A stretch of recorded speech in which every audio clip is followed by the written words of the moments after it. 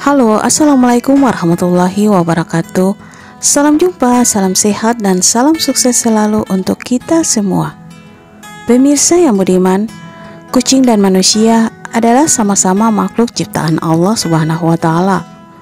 Maka selayaknya sebagai sesama makhluk ciptaan Allah, kita harus berlaku baik agar balasan kebaikan pun bisa kita raih. Hal ini sebagaimana bunyi hadis, barang siapa menyayangi meskipun terhadap hewan sembelihan, niscaya Allah akan merahmatinya pada hari kiamat. Hadis riwayat Tirmizi. Ini berarti kucing bisa menjadi timbangan kebaikan saat kiamat. Dalam sebuah riwayat dikisahkan bahwa ada seorang pria yang akan dimasukkan ke dalam neraka. Tiba-tiba ada seekor kucing yang pernah ia tolong selama hidup di dunia berteriak dan memohon ampun kepada Allah agar pria tersebut tidak dimasukkan ke dalam neraka lantaran kebaikannya kepada kucing itu selama di dunia. Dan Allah pun mengabulkannya. Sesungguhnya jika manusia melaksanakan perintah Allah Subhanahu wa Ta'ala dan menjauhi larangannya, maka insya Allah akan diberi ganjaran surga. Berbagai jenis hewan di dunia ini termasuk kucing dapat menjadi sumber amal baik seseorang. Namun sebaliknya, hewan peliharaan juga ternyata bisa menjadi penyebab seseorang dimasukkan ke dalam neraka. Dalam Al-Quran telah dijelaskan bahwa semua makhluk Allah yang pernah hidup di dunia ini akan dibangkitkan dan dikumpulkan pada akhir zaman, yakni pada hari pembalasan. Di hari pembalasan tersebut, semua makhluk yang pernah hidup di dunia akan melalui proses hisab atau perhitungan semua amal perbuatan yang pernah dilakukan semasa hidup di dunia. Lalu apakah hewan juga akan dihisab? Quran Surat Al-An'am ayat 38 telah menerangkan bahwa semua hewan yang pernah hidup di dunia, baik yang hidup di darat, laut maupun di udara, semuanya akan dikumpulkan di hari akhir kelak untuk menghadap Allah Subhanahu wa Ta'ala. Jika manusia dikumpulkan di akhirat untuk dihisab, maka hewan pun juga akan dikumpulkan. Kenapa? Tujuannya untuk menyelesaikan permasalahan-permasalahan yang berhubungan dengan manusia semasa hidup di dunia, termasuk kejahatan yang dilakukan oleh orang-orang yang tidak bertanggung jawab terhadap hewan-hewan tersebut. Hal ini diperkuat dengan beberapa ayat Al-Quran, salah satunya Quran Surat At-Takwir ayat 5 yang berbunyi, "Ingatlah ketika binatang-binatang liar dikumpulkan." Maksud pengumpulan tersebut adalah dikumpulkan di akhirat bersama dengan manusia untuk dihisab atas semua hak hidup mereka yang telah direnggut manusia. Dalam sebuah riwayat hadis dikisahkan mengenai seorang wanita pezina yang masuk surga karena menolong seekor anjing yang hampir mati karena kehausan. Dan hadis lain juga menceritakan tentang seorang wanita solehah yang dimasukkan ke dalam neraka karena seekor kucing yang dia kurung sampai mati tanpa diberi makan dan minum sedikit pun, bahkan tidak diizinkan makan binatang-binatang kecil yang ada di lantai.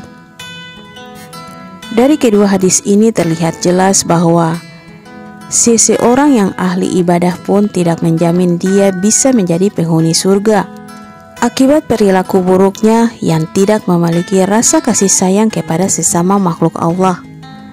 Sebaliknya, seorang pendosa dimasukkan ke dalam surga karena telah menolong makhluk Allah dari kehausan. Di akhirat kelak akan ada satu waktu untuk hewan, di mana mereka akan berbaris beraturan dan di bawahnya ada banyak manusia yang menunggu giliran untuk meniti satu titian. Titian tersebut adalah jembatan Shiratal Mustaqim yang merupakan penentu apakah seorang anak Adam akan menuju surga atau justru terjatuh ke dalam neraka jahanam. Jembatan ini terletak di atas neraka jahanam yang sangat mengerikan, penghubung menuju surga. Semua manusia akan meniti jembatan yang terbuat dari sehelai rambut yang dibelah 7 untuk proses penghisaban. Jembatan ini sangatlah tajam bahkan lebih tajam dari pedang, dan tidak semua orang mampu melewati titian Shiratal Mustaqim ini. Banyak yang terjatuh dan masuk neraka yang terletak tepat di bawah jembatan ini ketika manusia berusaha melewati proses penghisaban di titian Shiratal Mustaqim ini. Semua yang terkait dengan manusia dalam kehidupannya di dunia akan menjadi kesaksian, termasuk tangan, mulut, serta semua anggota tubuhnya akan bersaksi. Dan semua hewan yang dikumpulkan akan ikut memberikan kesaksian terhadap apa yang sudah manusia perbuat terhadap mereka selama di dunia. Kesaksian semua hewan termasuk kucing yang teraniaya, terlantar, tersiksa, tersakiti, dan terbunuh akan ikut menjadi penentu apakah seorang anak Adam dapat melewati jembatan Shiratal Mustaqim tersebut dengan selamat atau tidak. Semua hewan termasuk kucing yang pernah ditolong semasa hidupnya akan memohon kepada Allah agar diizinkan menolong manusia yang telah menolongnya semasa hidup di dunia. Jadi tidak ada sia-sia dalam kehidupan ini. Tidak ada kerugian pun bagi mereka yang telah berbuat baik sekalipun terhadap binatang yang tidak dapat berbicara dan tidak dapat membela dirinya. Ini semua akan dibalas sesuai dengan perbuatannya.